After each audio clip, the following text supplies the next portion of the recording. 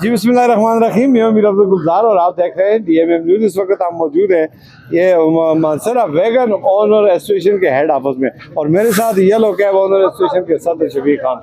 आज ट्रांसपोर्टरों की जो हड़ताल है, कामयाब हड़ताल, और पूरे हज़ाराबाद में फिर जाम हो चुका है। मुसाफिरों को सख्त दिक्कत का सामना है। इस हड़ताल का मकसद क्या है और ये कब तय करेगी, ये सब कुछ हमें इनसे जानना चाहेंगे। जी सदर साहब। आऊज़ बिल्लाहि मिनश शैतानिर रजीम। बहुत मेहरबानी मीर अफजल साहब, शुक्रिया।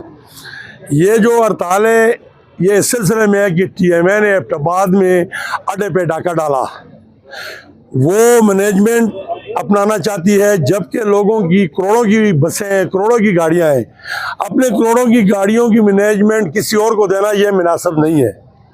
यह हड़ताल इस सिलसिले में है, जब तक ये लोग हमारे साथ टेबल टॉक्स नहीं करेंगे, हमारे सदर साहब जान आलम के साथ टेबल टॉक्स नहीं करेंगे, उस वक्त तक ये हड़ताल रहेगी कि ये हमारा जो जायज़ मुतालबा ये है, इनको मानना पड़ेगा। हम अपने गाड़ियों की मैनेजमेंट का इख्तियार इनको नहीं देते। उधर से गवर्नमेंट कह रही है कि हम लोगों को रिलीफ दे रहे हैं, वो ख्वाह PTI गवर्नमेंट है या नून गवर्नमेंट है, मरकज़ में नून है और सूबे में PTI है। तो ये जो लोग बेरोजगार होंगे, जो मुंशी हैं, जो हाकर हैं, जो अड्डे पे काम करते हैं, इनका क्या सबब बनेगा, ये कहाँ जाएंगे?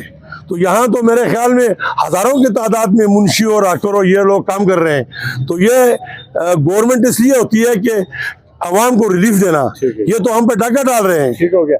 ये जी हुकूमत माँ होती है और माँ बच्चों के साथ कभी ज्यादती नहीं करती। इस हज़ारों सैकड़ों जो लोग काम कर रहे हैं, इनका मुस्तकबिल क्या होगा, इनके चूल्हे ठंडे होंगे, उनका जिम्मेदार कौन होगा? इसी के साथ जानना चाहूँगा कि हुकूमत हमारे साथ मुज़ाकरात करें। जी।